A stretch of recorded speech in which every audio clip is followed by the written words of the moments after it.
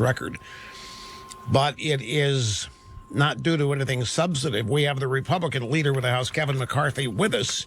So how would you assess the Republicans in the House performance throughout this period where you were denied opportunity to call witnesses, be present down in the basement and so forth? You've really had some obstacles in your way. How would you describe the way you guys have held your ground during all this? We've had every obstacle. They didn't do anything of the standards we did for Bill Clinton or Nixon. They tried to ram everything, and I've never seen the Republicans more united. What you just said about the media, I was just on the floor a little earlier.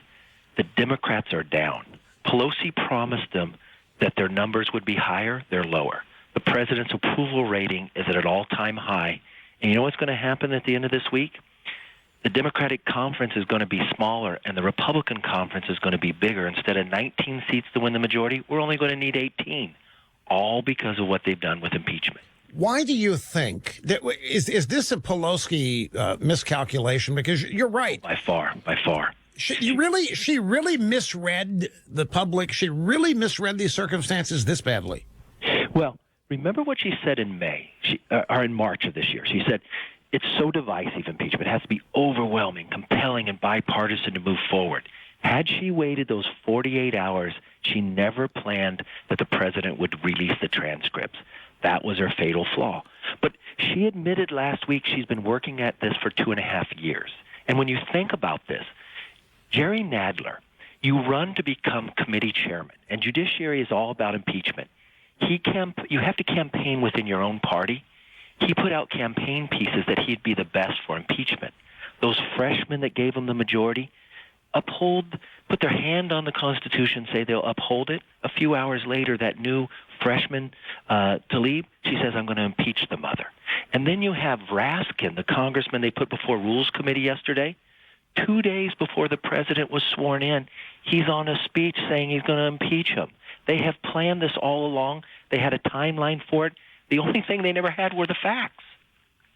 Well, I want to stick with Pelosi because the political calculus here is what fascinates me, and you're closer to anybody than I'll ever be able to ask about it. So bear with me on this. All right. No, seriously, because the image we get from the media of Democrats is that they're experts and they're the creme de la creme and they never make any mistakes. And Pelosi would not do this. We were told throughout this period she wouldn't pull the trigger unless she knew. And how in the world could she have? Their objective all along, Congressman, has been to separate Trump voters from Trump. This depended on that. They have failed in every attempt that they've made. Did she really think that at some point in the last 3 weeks that what she was doing and Schiff was doing and Nadler was doing was magically going to cause some Trump supporters to say, we've had enough, this guy's got to go? Did they really think that? I believe she thought it, and she doesn't trust in Nadler. She thinks Nadler's inept, but she trusts in Adam Schiff, and this is what I believe happened. Adam Schiff, remember where he lied and met with the whistleblower? Yeah. So the whistleblower meets with Adam. Hasn't gone to the IG, doesn't have an attorney. Adam goes to her and says, I got it. She trusts in him. They went and got some freshmen who've been in the military and others to write, well, these are the moderate Democrats. We've had enough. So she decides, let's go. We've got a whistleblower about this phone call they weren't even on. I trust Adam. He was a prosecutor. He's only lied every time before. And he's from California, and she trusted in him that it would go. And so she starts. The president releases the transcript. She can't stop now, so we're going to have to change the system. I put a letter out that said, if you're going to set these rules, will you do it exactly of the standard we've done before? Will they have due process? Will you get the same standard of what Clinton had? She knew then she was in trouble once the transcript went, so she said no to that. And then she moves it from judiciary into intel and makes it impeachment committee, and then gives Adam all control where they don't even let him yield to another member. I mean, every advantage was to them, and they saw a little tick up at the very beginning in the polls, right? Because people didn't know what was happening. But once they put their star witnesses out there, and they couldn't say anything was impeachable, and they only had hearsay or they had a friend tell them and they were upset about something, that's when it started to tumble, and that's why she moved it a little faster. And the biggest example of this, she announces impeachment and an hour later announces USMCA.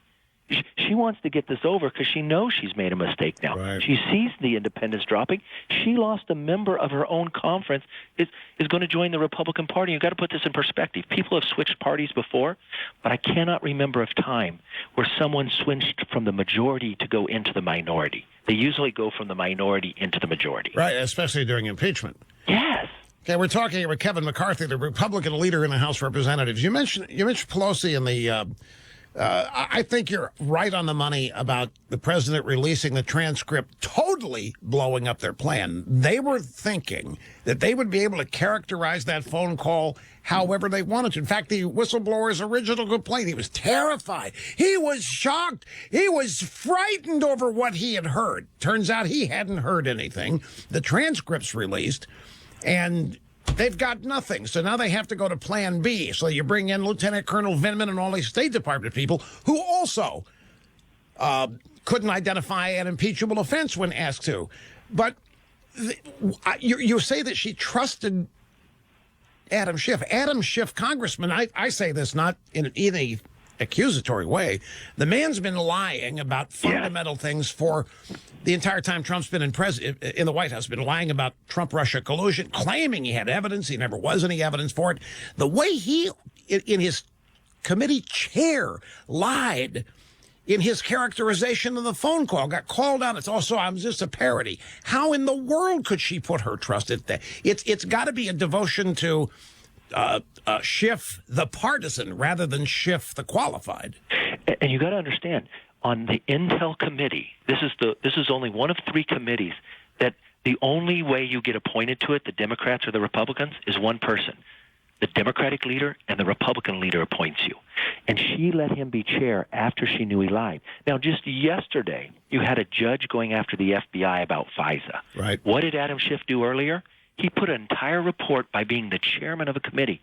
And your listeners got to understand, that committee, people hear and get to know knowledge that every other member in Congress never gets to know. So you put a lot of trust in those individuals. And he put out like the FISA court was perfect. Nothing was wrong. The person who's vindicated in all this is Devin Nunes. Amen. From the very beginning came forward. And what they do, they went after him so strong to get him, try to remove from that committee. Devin was right on his report from the very beginning. And this is Adam. Remember, he started this impeachment too, so afraid that the administration was going to block this whistleblower from coming forward.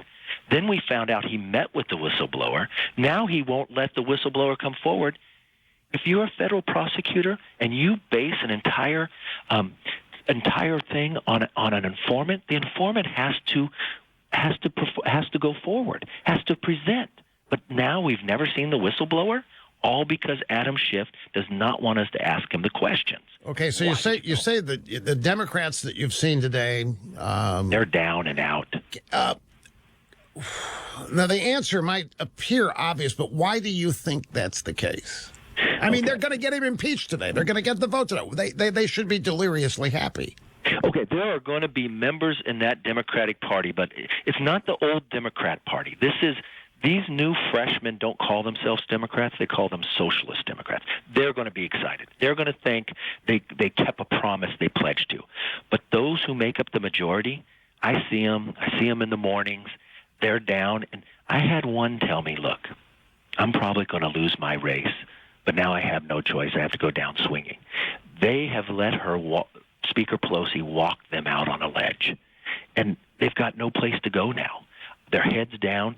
What accomplishment do they have for re-election? That they issued more subpoenas than created laws?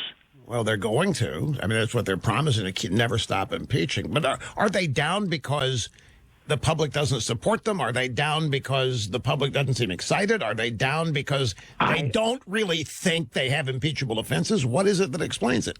They're down for this. Once they came out with the articles, they were embarrassed about it.